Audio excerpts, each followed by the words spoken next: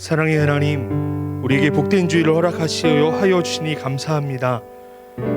하나님, 우리의 마음을 다하여 뜻을 다하여 정성을 다하여 오직 하나님만 예배하며 찬양하기를 원합니다. 예배드리는 각 처소마다 성령의 충만한 은혜들로 함께하여 주시고 주의 말씀의 은혜들로 충만히 채워 주시옵소서. 오늘 예배 가운데 함께하실 주님을 소망하고 존귀하신 예수님의 이름으로 간절히 기도드립니다. 아멘. 할렐루야, 복된 주일입니다. 우리 함께 기쁜 마음으로 찬양하며 나아가겠습니다.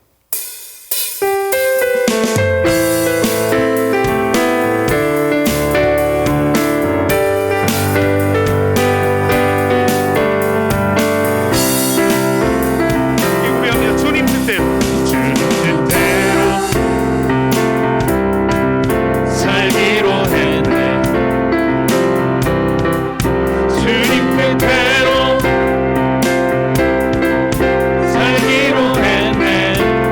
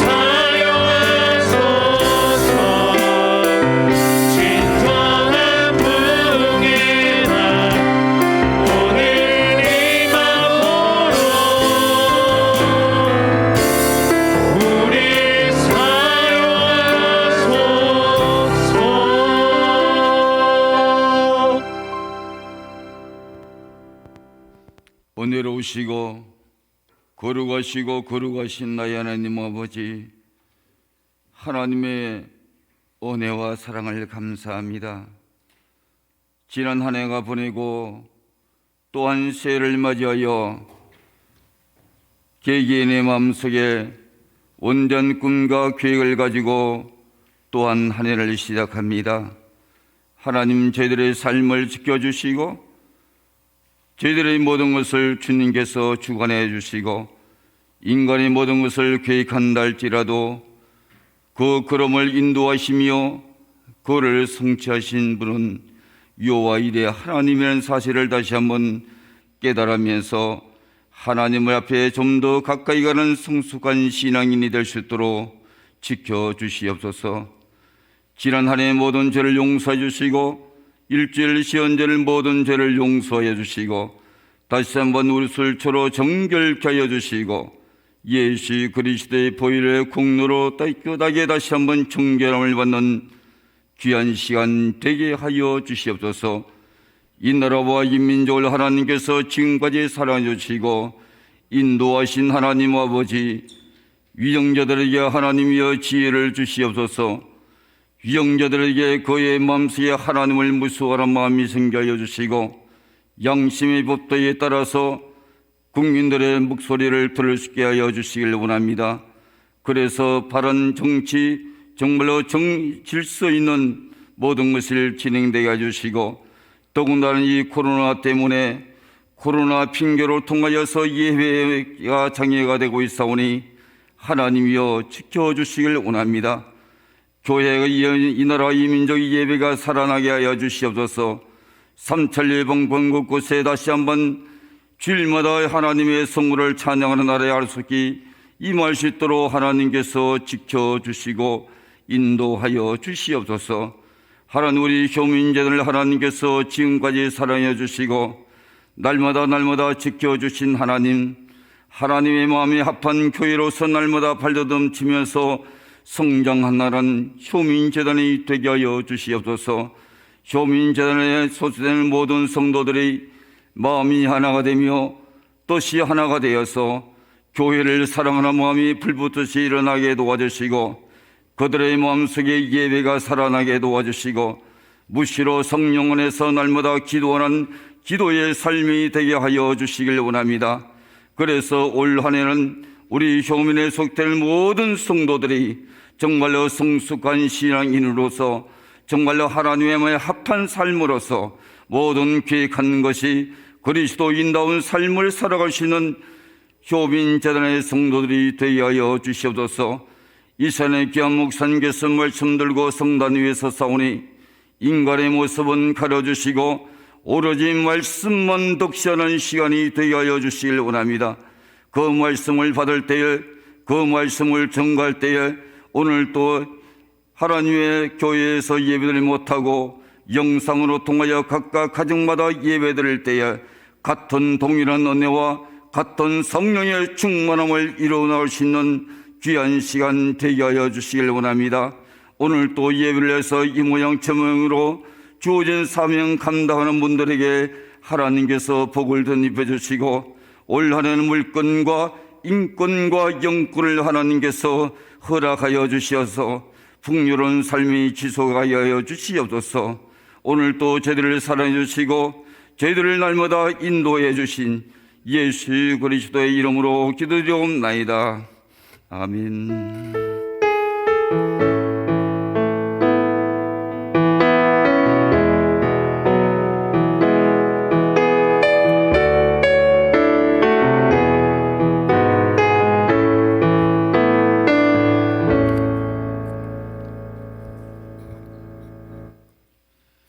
시간 우리 사도신경으로 신앙고백 함께 하시겠습니다. 나는 전능하신 아버지 하나님 천지의 창조주를 믿습니다.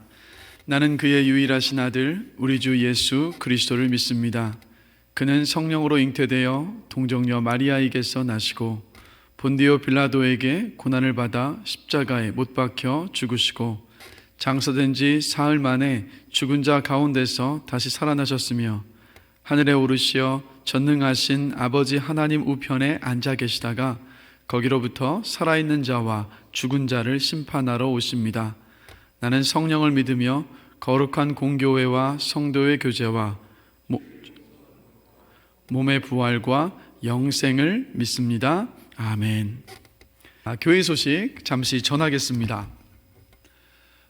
지금 송구영신 예배부터 크리스마스 예배부터였었죠. 우리가 함께 대면에서 예배를 못 드리면서 올 한 해 신년 기도 제목을 이렇게 기록할 수 있는 그 용지를 나눠드릴 수가 없었습니다. 그래서 오늘 예배 후에 문자로 여러분에게 기도 제목을 제출할 수 있는 문자 링크를 오늘 보내겠습니다. 그래서 여기 나오는 설명대로 따라서 기도 제목을 여러분들이 가지고 계신 기도 제목들을 자유롭게 기록해 주시면 되겠습니다. 그래서 써서 제출을 해주시면 우리 교육자들이 또 저걸 정리해서 모아서 또 제가 새벽에 기도할 때 여러분들이 내주신 기도 제목 가지고 올 한 해 동안 계속해서 붙잡고 기도하도록 하겠습니다. 그리고 실시간 예배 중계 장비 구축을 지금 이제 완료를 했습니다. 그래서 총 공사 비용 1,440만 원 중에 1,348만 2,515원이 모여졌고요. 약 100만 원 정도의 잔금이 남아 있는데 성도님들 어려운 가운데서도 이렇게 헌신해 주시고 동참해 주셔서 감사드립니다. 그리고 2021년도 달력이 준비되어 있습니다. 그래서 교회 로비에 비치를 해두었으니까 자유롭게 혹시 교회에 오실 일이 있거나 아니면 또 교회에 오셔서 필요한 수량만큼 달력을 가지고 가시면 되겠습니다. 그리고 오늘부터 1월 12일까지 우리 교역자 리트릿이 있습니다. 그래서 여러분 좀 기도해 주시고 한 해 또 어떻게 또 목회를 이끌어 나갈 것인지 또 저와 또 교역자들과 함께 또 기도하면서 또 큰 그림을 그리는 시간이니만큼 여러분 기도로 중보해 주시면 감사하겠습니다. 그리고 유초등부 교사와 또 방송실 사역을 또 섬겨 주실 분들을 계속해서 좀 모집하고 있습니다. 그래서 여러분 기도해 보시고 또 성령 교수님 감동을 따라서 많은 분들이 동참해 주시면 감사하겠습니다. 말씀을 나누겠습니다. 오늘 함께 보실 말씀은 신약성경 디도서 3장 2절 한 절 말씀입니다. 우리 다 함께 한 목소리로 읽겠습니다. 아무도 비방하지 말며 다투지 말며 관용하며 범사의 온유함을 모든 사람에게 나타낼 것을 기억하게 하라. 아멘. 2021년 우리 효민교회의 비전은 이웃을 돕고 섬기는 교회입니다. 근데 여러분, 이웃이 누굴까요? 교회 안에 성도들이 이웃이고요, 지금 함께 여러분들과 예배를 드리고 있는 가족들이 바로 여러분의 이웃입니다. 그리고 교회 밖에 우리가 만나는 사람들, 바로 그들이 이웃이죠. 근데 우리가 이웃을 돕고 섬긴다라고 하면 뭐를 먼저 생각하냐면 그냥 물질적으로 돕고 섬기는 것을 먼저 생각하는 것이 사실이죠. 자, 그런데 오늘 이 시간에는요, 우리가 이웃들을 어떻게 대해야 할지에 대해서 함께 좀 생각해 보려고 합니다. 여러분, 지금 우리나라를 보면요, 이 분노가 가득합니다. 코로나로 인해서 사회 경제적 어려움에 대한 분노가 있고요, 그리고 정부의 정책과 정치에 대한 분노가 있습니다. 그리고 또 교회는 대면 예배를 드리지 못하는 것에 대한 또 분노가 있어요. 그래서 조금만 거들이면 이 분노가 어떻게 터질지 모르는 그런 상황 가운데 있습니다. 그런데 여러분, 저와 여러분들 그리스도인인데, 그리스도인으로서 우리는 분노를 그냥 드러낼 것이 아니라 하나님께서 분노에 대해서 어떻게 말씀하시는가를 들을 수 있어야 돼요. 그리고 하나님의 그 말씀 앞에 순종하는 것이 바로 그리스도인입니다. 자, 오늘 본문 말씀 보실까요? 아무도 비방하지 말며 다투지 말며 관용하며 범사의 온유함을 모든 사람에게 나타낼 것을 기억하게 하라. 하나님 지금 뭐라고 말씀하십니까? 모든 일에 온유하고 그리고 모든 사람에게 우리의 온유함을 지금 나타내라 라고 하나님께서 말씀을 하고 계신 거예요. 자, 그럼 이런 질문을 던져봅니다. 왜 하나님은 모든 일에 온유하라고 하시고 모든 사람에게 온유함을 나타내라고 하시는 걸까요?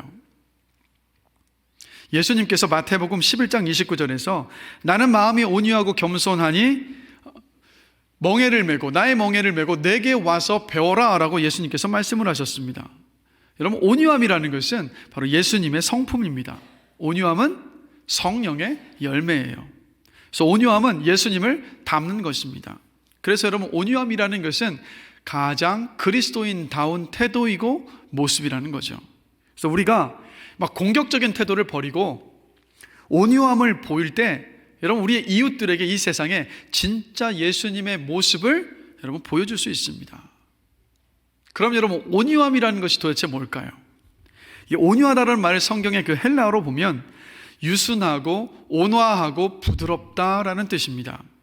그런데 이 온유하다라고 이야기하면 어떻게 생각을 하는 경우가 많냐면 우유부단함, 연약함, 용기가 없는 것 이렇게 생각할 때가 많습니다. 그런데 여러분 온유함은요 이런 것들이 아닙니다. 그러니까 단순히 참는 것도 온유함이 아니에요. 베드로전서 2장 21절에서 22절 말씀 함께 한번 보시겠습니다. 자, 우리 다 같이 한 목소리 한번 읽어보겠습니다. 이를 위하여 너희가 부르심을 받았으니 그리스도도 너희를 위하여 고난을 받으사 너희에게 본을 끼쳐 그 자취를 따라오게 하려 하셨느니라. 여러분 우리가 다 알고 있는 것처럼 예수님은 아무 잘못도 없으셨고 아무 죄도 없으셨습니다. 그래서 예수님께서 빌라도의 재판정에 서셨을 때 예수님을 비난하고 고소했던 모든 내용들은 거짓이었어요. 그러니까 예수님을 고소하는 사람들 고소의 내용을 보면 그래서 단 하나도 일치하지를 않았습니다. 그렇기 때문에 예수님께서 받으셨던 십자가의 형벌 자체도 여러분 잘못된 것이었어요. 또 이어서 베드로전서 2장 23절 한번 보시겠습니다. 자, 또 이 말씀도 다 같이 한번 한 목소리로 읽어보겠습니다.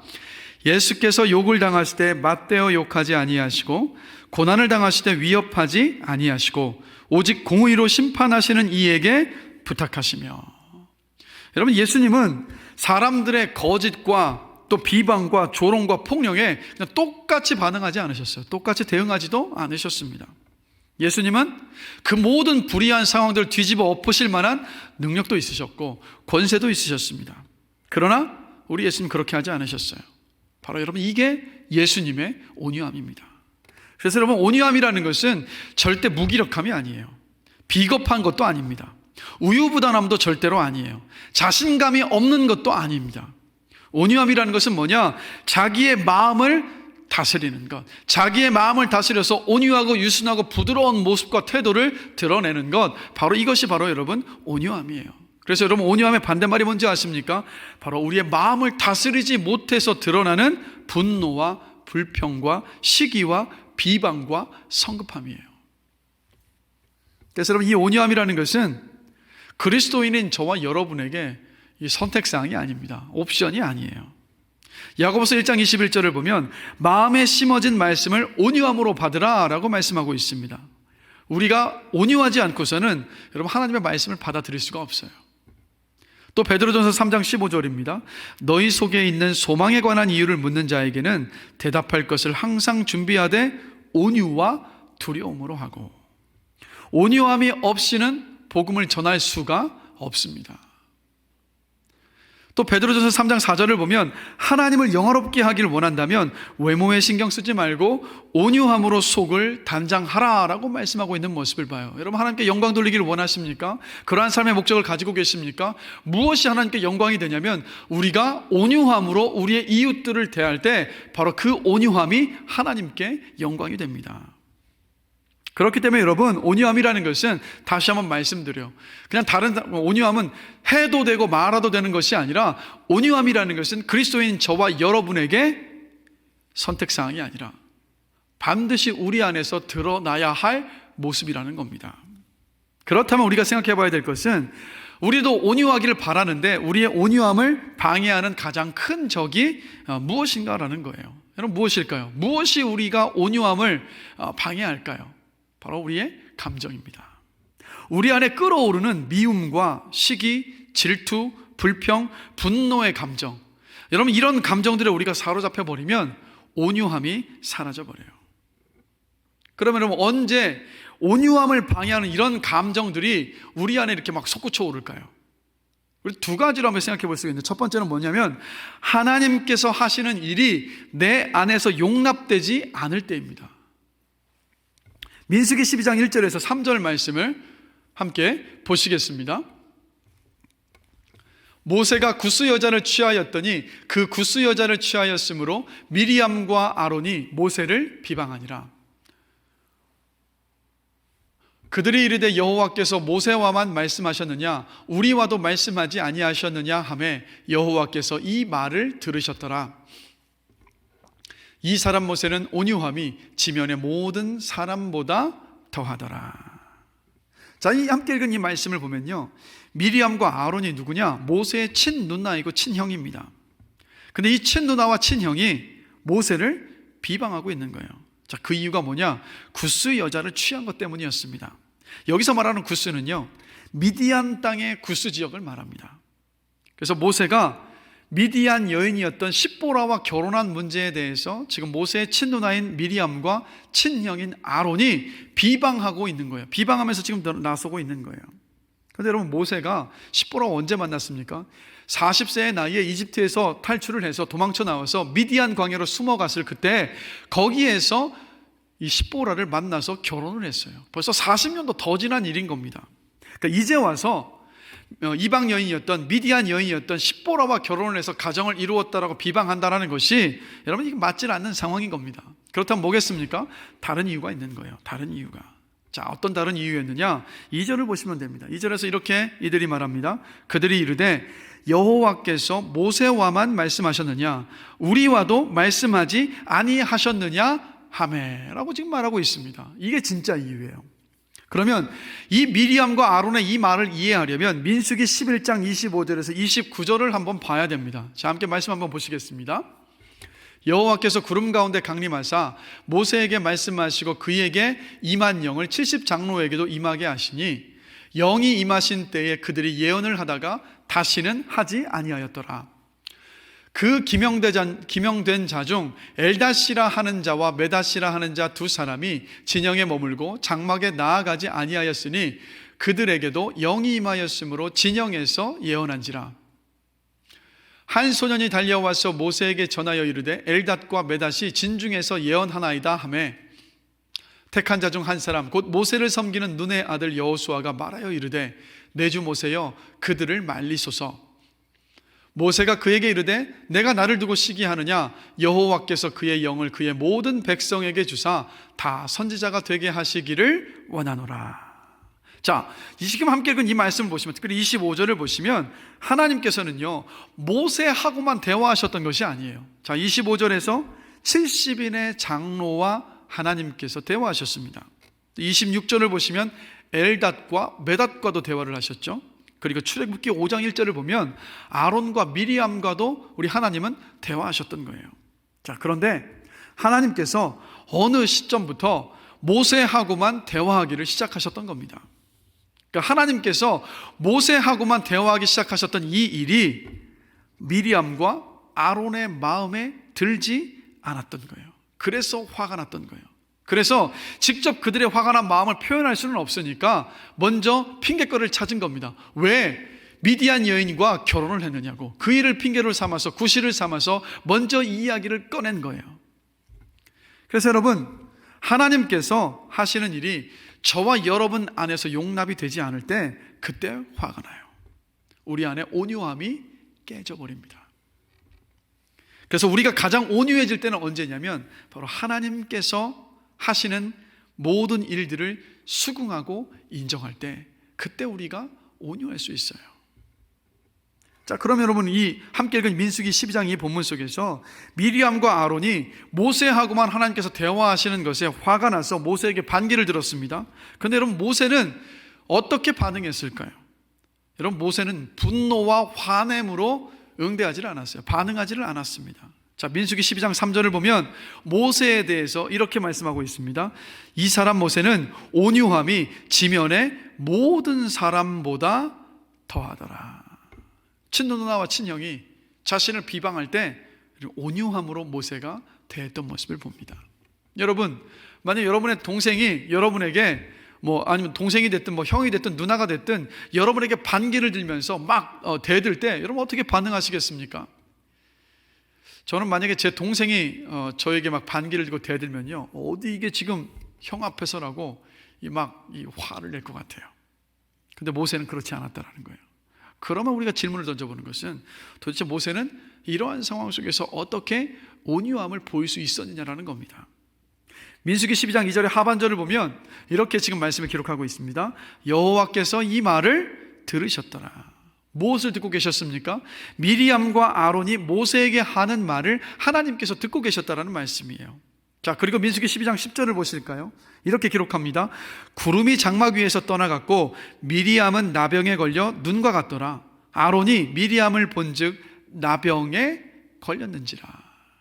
어떤 일이 벌어진 겁니까? 하나님께서 모세 대신 미리암을 징계하신 거예요. 그래서 무엇을 말하냐? 모세는요, 하나님을 신뢰했습니다. 하나님께서 자신의 억울함을 알고 계시고 신원하여 주실 것이다라는 그 믿음이 있었다라는 거예요. 하나님을 신뢰했기 때문에 모세는 온유함을 잃지 않을 수 있었던 겁니다. 그래서 모세의 이 온유함이라는 거, 온유함이 참 온유였음을 알 수 있는 것이 어디냐면 민수기 12장 13절을 보면요, 모세가 어떻게 하는지 아십니까? 이 나병에 걸린 미리암을 두고 하나님께 기도하고 있는 모습을 봐요. 하나님, 원하건대 미리암을 고쳐주시옵소서. 마음의 온유함은 온유했기 때문에 긍휼한 마음을 품고 자신에게 반기를 들었던, 자신을 비방했던 미리암을 품고 하나님께 고쳐달라고 기도하고 있는 이 모세의 모습을 봅니다. 그만큼 모세가 온유한 사람이었다는 거예요. 그런가 하면 또 여러분, 성경 속에는 온유함을 보였던 수많은 다른 신앙의 선배들이 있습니다. 사무엘상 26장을 보면 다윗은요, 자신을 죽이기 위해 쫓아오는 사울을 죽일 수 있는 두 번째 기회를 맞았습니다. 사울이 깊이 잠들어 있는 것을 발견한 거예요. 그러자 곁에 있던 아비새가 다윗에게 이렇게 말합니다. 어서 죽이십시오. 지금 죽이지 않으면 당신이 더 위험해집니다. 빨리 죽이십시오. 절호의 기회입니다 라고 계속해서 옆에서 막 다그칩니다. 그러자 다윗이 아비새에게 이렇게 말을 합니다. 사무엘상 26장 9절 10절 말씀입니다. 여호와의 기름 부음 받은 자를 치면 죄가 없겠느냐 하고 여호와께서 살아계심을 두고 맹세하노니 여호와께서 그를 치시리니 혹은 죽을 날이 이르거나 또는 전장에 나가서 망하리라. 다윗은 자신이 사울을 죽일 수 있었음에도 불구하고 사울의 창과 물병만 취해가지고 왔어요. 다윗은 자기 힘을 사용하지 않았습니다. 사울은 깊은 잠에 빠져 있었고 다윗의 손에는 사울을 죽일 수 있는 창이 들려져 있었습니다. 그러나 다윗은 창을 사용하지 않았어요. 다윗은 자신을 죽이려는 사울에게 똑같이 반응하지를 않았던 겁니다. 자신의 감정을 다스리고 온유함으로 반응했어요. 그 이유가 무엇일까요? 아까 다윗의 고백에서 보는 것처럼 하나님의 주권, 하나님께서 자신을 신원하여 주실 것이라는 그 믿음이 있었기 때문입니다. 비록 자신이 사울에게 쫓기고 있지만 하나님께서 자신의 억울함을 반드시 알고 계시고 신원하여 주실 것이라는 그 믿음이 있었기 때문에 다윗은요, 온유함으로 반응을 할 수가 있었던 거예요. 여러분, 코로나로요, 모두의 신경이 지금 날카로워져 있습니다. 식당에는 사람들이 그렇게 많은데 왜 교회는 예배를 드리지 못하게 하느냐, 형평성에도 어긋나고 합리적이지도 않다라는 분노의 목소리들이 많습니다. 그렇게 분노를 쏟아내시는 분들의 어떤 그 심정이 여러분 충분히 이해가 돼요. 정부가 교회에 이런 코로나 상황 속에서 헤쳐나갈 수 있도록 기도를 부탁을 하고 무작정 비대면 예배를 막 강요할 것이 아니라 방역수칙을 철저히 지키는 어떤 그 한도 내에서는 여러분 예배를 허용해 주는 것이 맞습니다. 그러나 바람과는 달리 현실은 그렇지 않다는 거예요. 그래서 우리 안에 막 분노가 있어서 그 분노를 드러내는 것 아니겠습니까? 그런데 여러분, 이러한 상황 속에서 그리스도인인 저와 여러분들이 분노로 대응하는 것이 여러분 맞을까요? 그렇지 않다라는 거예요. 여러분, 시편 37편은요 악한 세상들, 악을 행하는 사람들이 막 더 잘 되는 모습을 보면서 시인이 그 마음의 답답한 심정들, 안타까워하는 그 심정들, 이 마음을 쏟아낸 그런 시편입니다. 근데 이 시편 37편 7절에서 8절을 보면 이렇게 말씀하고 있습니다. 자, 우리 다 함께 한 목소리 한번 읽어보겠습니다. 여호와 앞에 잠잠하고 참고 기다리라. 자기 길이 형통하며 악한 꾀를 이루는 자 때문에 불평하지 말지어다. 분을 그치고 노를 버리며 불평하지 말라. 오히려 악을 만들 뿐이라. 뭐라고 지금 말씀하고 있습니까? 하나님 앞에 잠잠하고 참고 기다리라 라고 말씀하고 있어요. 세상의 악과 악한 사람들이 잘 되는 것들을 보면서 분노할 수밖에 없는 어떤 상황들을 보면서 불평하지 말라라고 말씀하고 있어요. 분노를 그치고 노를 버리라고 합니다. 왜냐하면 그 분노가 오히려 악을 만들 뿐이기 때문이라는 거예요. 여러분 가만히 보시면, 여러분 우리가 분노를 가지고 있으면요, 나와 같은 뜻과 같은 생각을 가지고 있지 않은 사람들에게 이 분노를 드러내요. 그럼 분노가 드러나면 어떻게 됩니까? 그 분노에 대해서 또 다른 분노로 대응하게 돼서 분노가 분노를 낳아요. 그래서 여러분 관계가 다 깨져버리지 않습니까? 더 힘든 상황들이 이어지는 모습을 봐요. 그래서 미국 흑인 인권 운동을 이끌었었던 마틴 루터 킹 목사님이 이런 말을 했습니다. 폭력에 맞서 폭력으로 돌아가면 폭력만 증폭시켜 그렇지 않아도 별이 없는 밤에 더 깊은 어둠을 더할 뿐이다. 어둠은 어둠을 몰아낼 수 없다. 오직 빛만 그렇게 할 수 있다. 미움은 미움을 몰아낼 수 없다. 오직 사랑만 그렇게 할 수 있다. 정말 맞는 말씀이지 않습니까? 여호와 앞에 잠잠하고 참고 기다리라. 이 말씀은요, 분노로 반응하지 말아라. 하나님께서 보고 계신다. 하나님께서 알고 계신다. 하나님께서 신원하여 주신다. 하나님 앞에 너의 답답함과 분노를 다 쏟아내라. 하나님을 신뢰하면서 인내하며 기다려라 라는 말씀인 거예요. 그럴 때 비로소 우리의 그 감정을 다스리면서 온유함으로 대할 수 있다는 겁니다. 그러니까 저도 이 말씀을 준비하면서 가만히 돌아보니까 여러분 교회 이런저런 일들로 제가 이렇게 고민거리를 안을 때가 많습니다. 근데 모든 문제를 하나님께 맡기고 하나님을 신뢰할 때 하나님께서 이 모든 거 다 책임져 주신다, 이런 믿음의 제안에 있으면요, 우리 가족들을 대할 때 막 온유함으로 대해요. 막 이렇게 막 뭐 화가 날 일들에 대해서도 뭐 괜찮아 이러면서 그냥 부드럽게 넘어가게 되더라고요. 반면에 제가 하나님을 신뢰하지 못하고 있으면 온유함을 잃어버리고 우리 가족들을 대할 때 막 짜증을 내고 그리고 화를 내는 제 모습을 돌아보게 되더라고요. 여러분, 온유하기를 원하십니까? 하나님께서 하시는 모든 일들을 신뢰하고 여러분들이 용납할 때, 수용할 때, 그때 여러분 우리 온유함을 잃어버리지 않을 수 있습니다. 그래서 여러분 늘 기억하십시오. 우리 하나님은요, 모든 것을 합력하여 선을 이루시는 선하신 하나님이십니다. 우리 인생에 하나님의 선하신 뜻을 반드시 이루어 가시는 하나님이십니다. 우리가 아직 죄인이었을 때에 우리를 사랑하시고 우리를 구원하여 주시고 우리를 끝까지 사랑하시는 하나님이십니다. 자기 이름을 위해서 우리를 언제나 의의 길로 반드시 이끌어 가시는 하나님이십니다. 신실하시고 선하신 이 하나님을 여러분 신뢰하십시오. 이 하나님을 믿고 붙잡으십시오. 이 하나님을 신뢰할 때 여러분 저와 여러분들이 온유할 수 있습니다. 이런 온유한 성도님들이 되시기를 주님의 이름으로 간절히 축원합니다. 그런가 하면 여러분, 온유함을 방해하는 두 번째 적은 뭐냐? 바로 우리 안에 있는 바로 교만입니다. 교만. 예수님이 이 땅에 계실 때 바리새인들을 엄하게 꾸짖으셨어요. 자, 그 이유가 있습니다. 왜 그러셨을까? 바리새인들이 이렇게 기도했습니다. 하나님이여, 나는 다른 사람들 곧 토색, 불의, 간음을 하는 자들과 같지 아니하고 이 세리와도 같지 아니함을 감사하나이다. 나는 일에 2번씩 금식하고 또 소득의 11조를 드리나이다. 바리새인들은요, 자신들이 만든 율법을 잘 지키고 있다는 이유로 교만했습니다. 그리고 비판적이었습니다. 다른 사람들을 얕잡아 봤어요. 그런데 여러분, 바리새인들의 이 모습이 저와 여러분들의 모습이기도 하다는 거예요. 우리가 바리새인과 같을 때가 너무도 많습니다. 우리 모든 각자 우리 이 마음 안에요, 다른 사람들을 정죄하고 비난하고 비판하는 교만한 기준들을 다 가지고 있어요.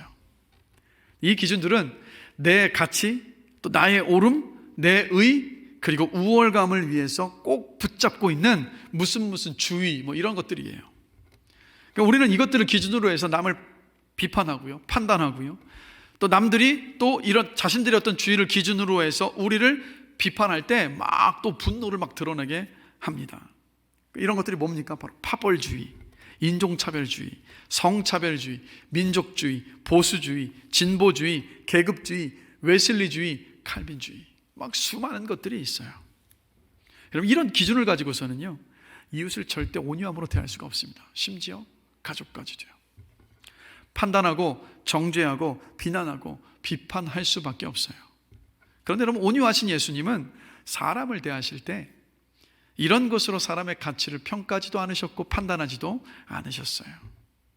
여러분, 어느 대학을 나왔느냐로 사람을 평가하시는 분들이 혹시 계시다면, 여러분, 예수님이 학교 자체를 나오신 적이 없다는 것을 기억하셔야 돼요.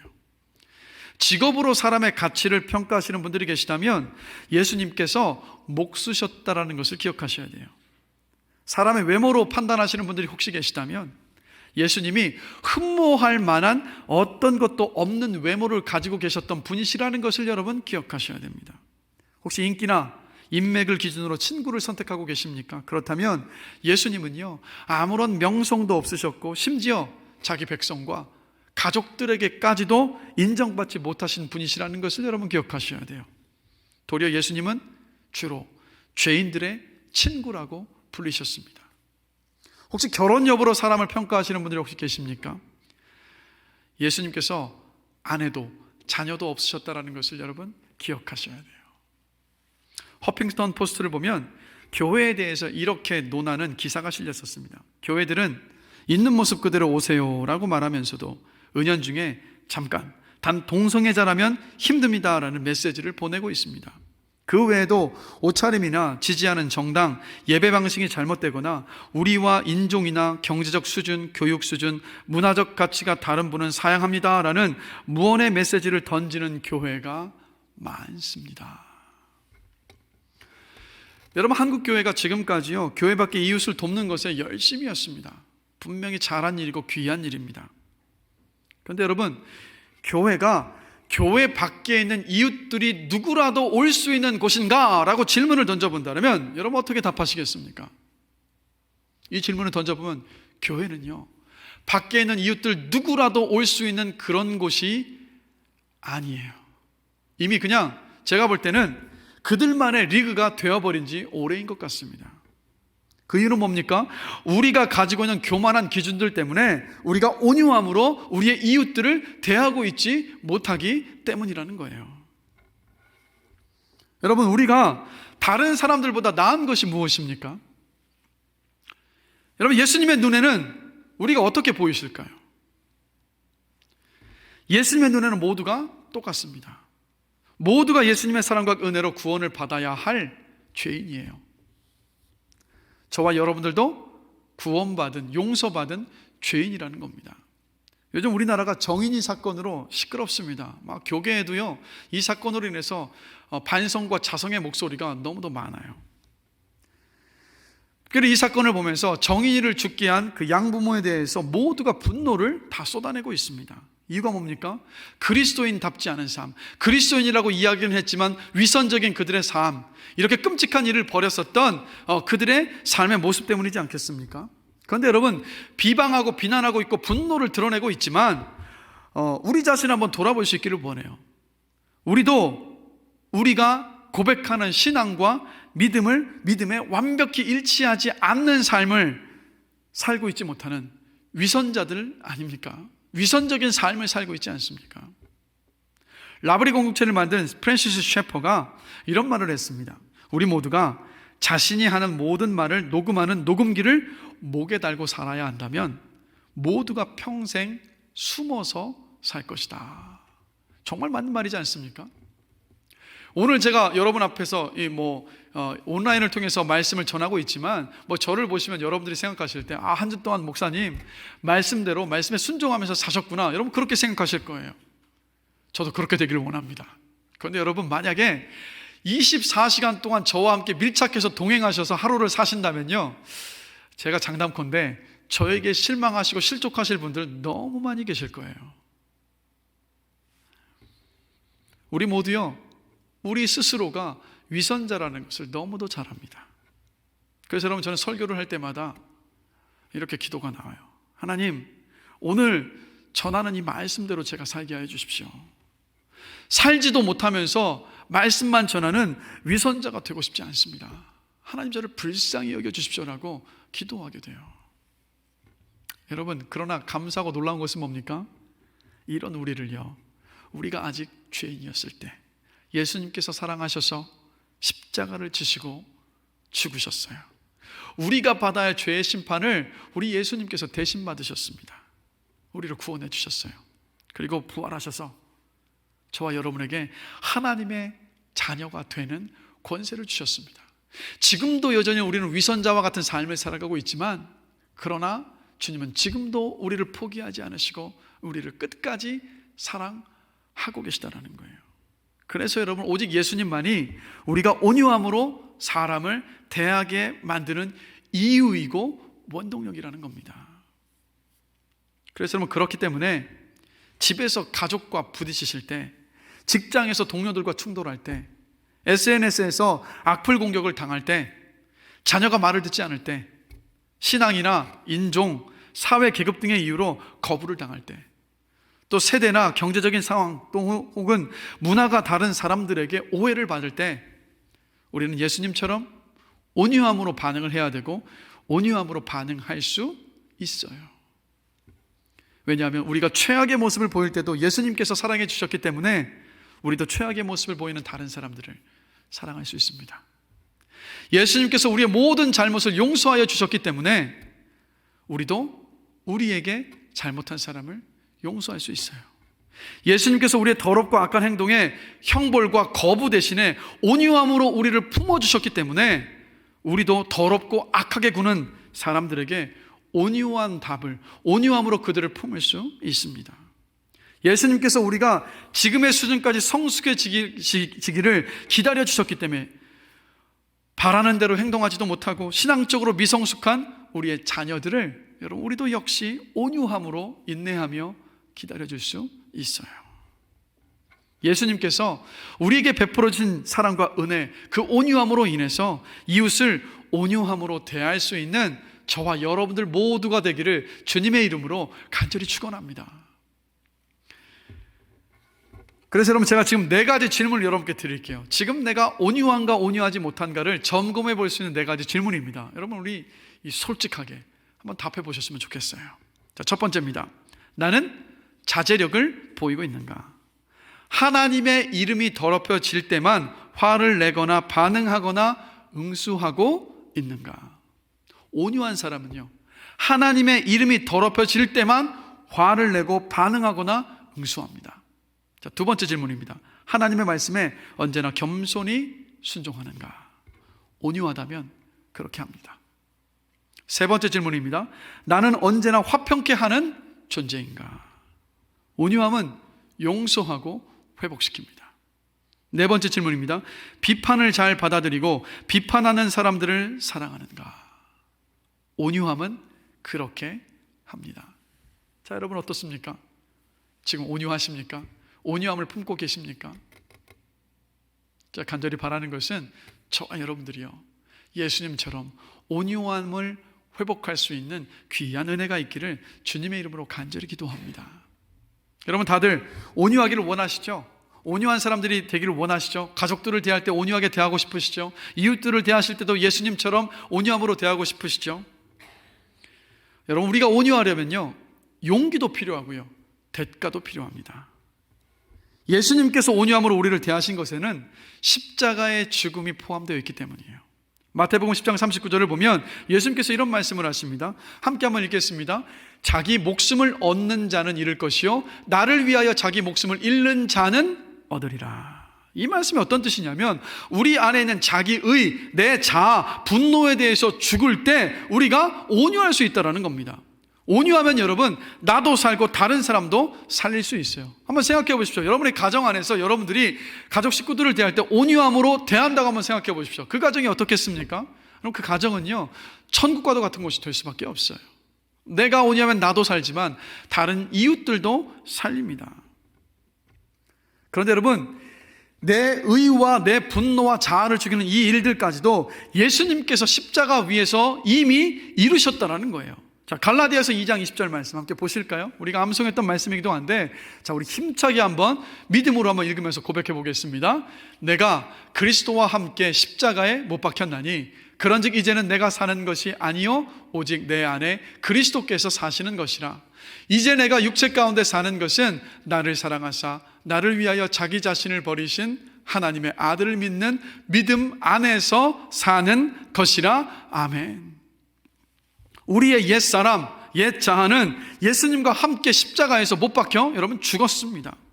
그래서 우리는 믿음으로 사는 사람들이지 않습니까? 그러하기에 눈에 보이지 않는다 할지라도, 여러분이 느껴지지 않는다 하실지라도 믿음으로 고백하시면서 선포하시는 거예요. 내 옛사람은 그리스도와 함께 십자가에서 죽었다. 이전에 내 옛 모습들은 지나가고 나는 새로운 존재가 되었다라고 믿음으로 선포하시는 겁니다. 그럴 때 여러분, 자기 의와 내 자아와 그리고 내 안의 분노에 대해서 여러분 죽을 수 있어요. 그리고 그럴 때 비로소 온유함이 우리 가운데 드러날 수 있습니다. 그래서 여러분, 우리가 매일 자아와 자기 의와 분노에 대해서 죽게 되기를 주님의 이름으로 간절히 기도합니다.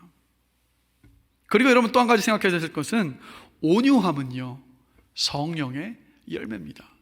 성령의 열매가 온유라는 것은 무엇을 말합니까? 성령께서 우리를 도우셔서 우리 안에 맺혀지게 할 때 그 온유함이 드러날 수 있다는 말이지 않겠습니까? 그렇기 때문에 성령님의 도움을 구하며 우리가 기도해야 돼요. 성령님, 저에게 온유함을 주십시오. 이웃을 대할 때, 말을 듣지 않는 우리 자녀들을 대할 때 온유함으로 대하게 하여 주시옵소서라고 성령의 도움을 구해야 하는 거예요. 그래서 여러분, 성령께서 우리 안에서 충만하게 일하실 때, 성령께서 우리의 기도를 들으시고 우리를 도우실 때 우리가 온유할 수 있습니다. 2차 대전 당시에요, 네덜란드 사람인데 유태인들을 집에 숨겨주고 보호해주다가 독일 나치에게 붙잡혀서 포로 수용소에 갇힌 코리텐붐이라는 여사가 있습니다. 이 코리텐붐이 가까스로 그곳에서 살아나왔어요. 전쟁이 끝나고 나서 이분이 자신에게 그렇게 고통과 아픔을 안겨줬었던 이 독일 지역에 가서도 그들을 용서하고 품는 마음으로 강연을 했습니다. 한 독일의 교회에서 강연을 마치고 이제 참석했던 청중들과 입구에서 인사를 나누는데, 한 사람이 코리텐붐에게 인사를 합니다. 저는 예수님을 영접했고 예수님께서 제 모든 죄를 용서하여 주셨습니다 라고 고백을 하는 거예요. 가만히 얼굴을 보니까 누구였냐면, 수용소에 이 코리텐붐이 수감되어 있을 때 악랄하게 괴롭히던 간수였던 거예요. 또 이 간수가 이 코리텐붐의 친언니를 너무 괴롭게 해서 결국 이 언니가 감옥 안에서 죽게 만든 사람이에요. 용서하고 싶었고 온유함으로 대하고 싶은 마음이 코리텐붐 안에 많았지만, 근데 분노와 복수심이 들끓어 오르는 거예요. 그러자 그 순간 코리텐붐은 그 분노의 그 감정에 그냥 휘말렸던 것이 아니라 조용히 속으로 기도합니다. 예수님이 이 사람을 위해 죽으셨죠. 그런데 제가 그 이상을 요구할 수 있겠습니까? 주 예수님, 저를 용서하여 주시고 이 사람을 용서할 수 있도록 도와주세요 라고 기도한 거예요. 그래서 기도를 하고 난 다음에 웃어보려고 애도 썼습니다. 그런데 그럴 수가 없었어요. 다시 속으로 기도합니다. 예수님, 이 사람을 도저히 용서할 수가 없습니다. 온유함으로 대할 수가 없습니다. 용서하게 하여 주시옵소서, 용서를 주시옵소서라고 또 속으로 기도했어요.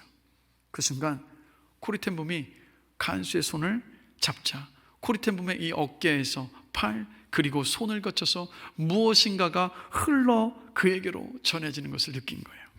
코리텐붐의 마음으로는 할 수 없었던 압도적인 사랑이 솟구쳐서 들어갔던 겁니다. 여러분, 우리가 온유하기를 원하노라고 이야기하고 믿음으로 또한 온유함을 구하고 기다리면요, 코리텐붐 여사에게 그랬던 것처럼 성령께서 반드시 저와 여러분에게 온유함을 주십니다. 그래서 우리가 기도해야 하는 거예요. 그래서 여러분, 온유함을 원하신다면, 또 온유함을 원하신다면 그 온유함을 두고 성령님의 도움을 구하시는 여러분들이 되시기를 다시 한번 주님의 이름으로 간절히 축원합니다. 여러분, 말씀을 마무리하겠습니다. 예수님은 이 땅에 계실 때 어린아이, 창녀, 세리, 죄인, 못 배운 사람, 가난한 사람, 병든 사람, 실직자, 한센병 환자, 도둑, 부정을 일삼는 사람, 중독자, 장애인, 노인, 사회 부적응자들, 상처 있고 무너진 사람들, 늘 이들과 함께 하셨어요. 그런데 이들이 예수님을 만나면요, 주목과 존중과 사랑받는 느낌을 받고 새로운 희망을 가질 수가 있었습니다. 예수님은 항상 연약한 영혼들을 온유함으로 기꺼이 대해 주셨어요.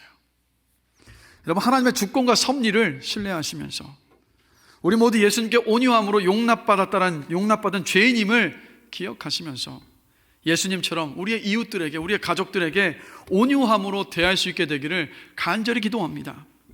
분노가 가득한 이 대한민국 땅에서 분노에 분노로서 반응을 하는 것이 아니라 온유함으로 반응을 해서 나뉘고 갈라진 것을 싸매고 치유하고 하나 되게 하시는 여러분들이 되시기를 주님의 이름으로 간절히 축원합니다.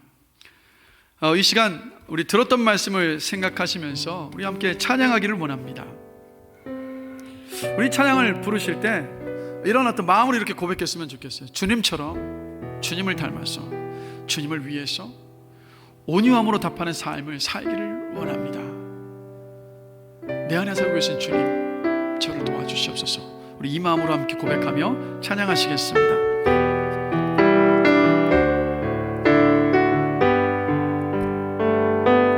주 보혈 날 정결케 하고 주 보혈 날 자유케 하니 주 앞에 나 예배하는 이 시간 나의 모든 것을 주께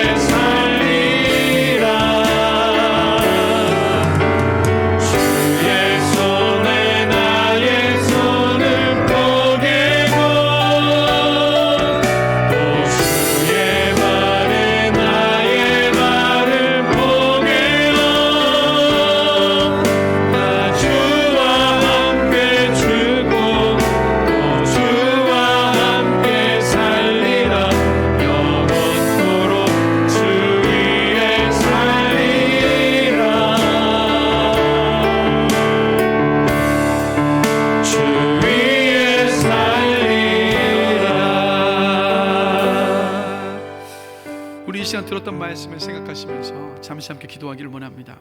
하나님, 누구를 만나든 예수님처럼 온유한 사람이기를 원합니다. 온유함을 저에게 허락하여 주십시오. 주님의 주권과 섭리를 신뢰하게 하여 주십시오. 주님께서 저를 온유함으로 대하여 주셨음을 항상 기억하게 하여 주십시오. 그래서 내 이웃들에게 온유함으로 답하여서 나뉘고 갈라진 것을 하나 되게 하는 삶으로 축복하여 주시옵소서라고 우리 들었던 말씀을 생각하시면서 주님께 기도하며 나아가시겠습니다. 사랑과 은혜가 많으신 하나님 아버지, 예수님 수많은 사람을 온유함으로 대하셨습니다. 온유함으로 대하시는 가운데서 분노를 잠재우셨고 또 갈라지고 나뉘어지던 모든 것들을 싸매셔서 하나로 회복시키셨던 주님의 그 사역을 봅니다. 하나님 이 땅을 바라보면 분노로 너무도 가득한 안타까운 이 상황을 우리가 보고 있습니다. 하나님, 우리가 그리스도인으로서 예수를 닮은 예수 그리스도의 그 제자로서 분노에 분노로서 대응하는 것이 아니라 주님의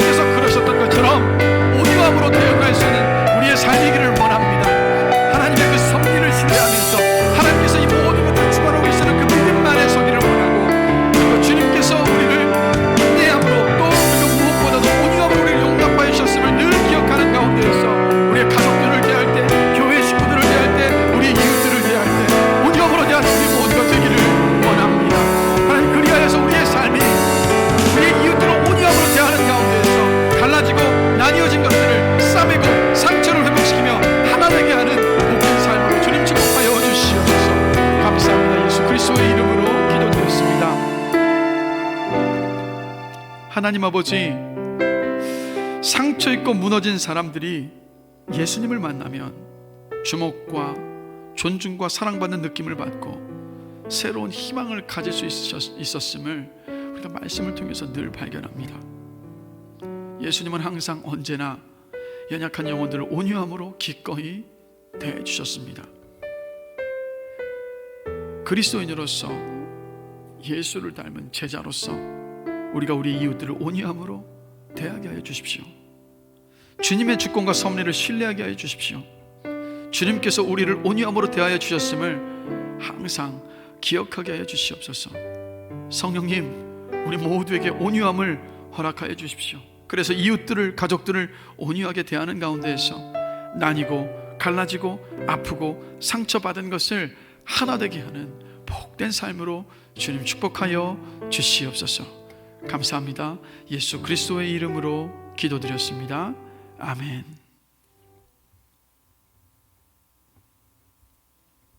이 시간 찬송가 288장 함께 부르시면서 준비하신 헌금 하나님께 드리시겠습니다.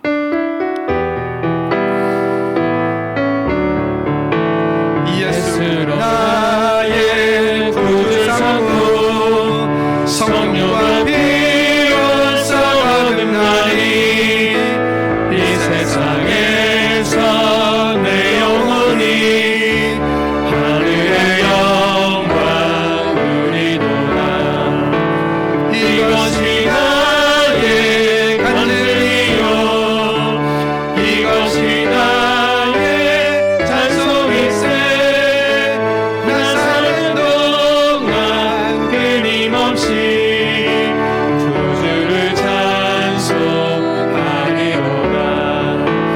온전히 주께 맡긴 내 영, 사랑의 음성을 듣는 중에 천사들 왕래하는 것과 하늘의 영광 보리로다. 이것이 나의 간증이요, 이것이 나의 찬송일세. 나 사는 동안 끊임없이 구주를 찬송하리로다. 주 안에 기쁨 누림으로 마음의 풍랑이 잔잔하니. 세상과 나는 간 곳 없고 구속한 주만 보이도다. 이것이 나의 간증이요, 이것이 나의 찬송일세. 나 사는 동안 끊임없이 구주를 찬송하리로다.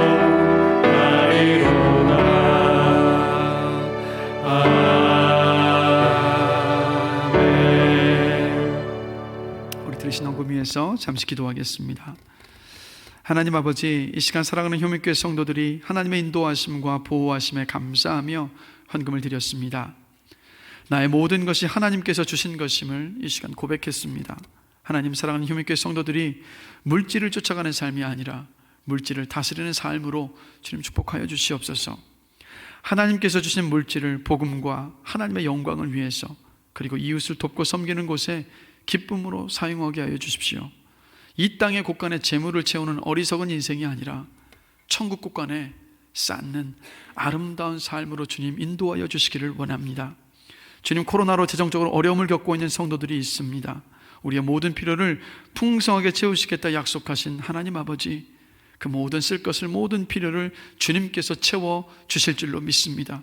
우리 사랑하는 성도들이 어려움 속에서 주님을 신뢰하며 믿음으로 기도하게 하여 주십시오. 어려운 때가 도리어 하나님의 살아계심과 하나님의 그 은혜를 깊이 경험하는 시간이 되게 하여 주시옵소서. 기도하며 낙심치 않게 하여 주시고 하나님께서 응답하여 주실 때까지 믿음으로 인내하며 소망 중에 기다리게 하여 주시옵소서. 또한 우리 사랑하는 자녀들을 축복하며 기도합니다. 다른 어떤 것보다도 하나님을 인격적으로 만나는 은혜를 주님 주시옵소서. 그리고 하나님의 영광을 위해서 어떻게 살아야 할지, 무엇을 해야 할지 꿈과 비전을 발견하게 하여 주십시오. 걸음걸음들을 책임져 주시고 인도하시는 하나님을 신뢰하며 믿음으로 용기를 가지고 그 한 걸음 한 걸음을 떼며 걸어나갈 수 있도록 우리 사랑하는 모든 자녀들을 주님 붙잡아 주시옵소서. 또한 육체의 질병과 싸우는 성도들이 있습니다. 마음의 병으로 씨름하는 성도들도 있습니다. 나사렛 예수 그리스도의 이름으로 명하노니 육체의 질병과 마음의 병아 깨끗이 나을지어다. 또한 자녀들을 기다리는 성도들도 있습니다. 생명의 주관자 되신 하나님 아버지, 그 태문을 열어주셔서 자녀의 복을 주님 허락하여 주시옵소서. 하나님, 새로운 한 주가 또한 시작됩니다. 이번 한 주간의 삶도 하나님 아버지 앞에 맡겨드립니다. 이 한 주간도 주님을 의지하며 주님을 붙잡고 주님께서 말씀을 통해서 가르쳐주시는 그 길을 따라서 한 걸음 한 걸음 순종하며 살아가는 복된 한 주로 주님 축복하여 주시옵소서. 감사합니다. 예수 그리스도의 이름으로 기도드립니다. 아멘. 축도하겠습니다. 이제는 우리 주 예수 그리스도의 은혜와 하나님 아버지의 다함이 없으신 그 사랑하심과 성령님께서 함께하여 주시는 놀라우신 그 은혜가 예수님처럼 온유함으로 우리 이웃들을 대하며 살아가기를 결단하는 사랑하는 모든 혐오교회 성도들 머리 위에 지금부터 영원까지 함께 하시기를 간절히 축원하옵나이다. 아멘.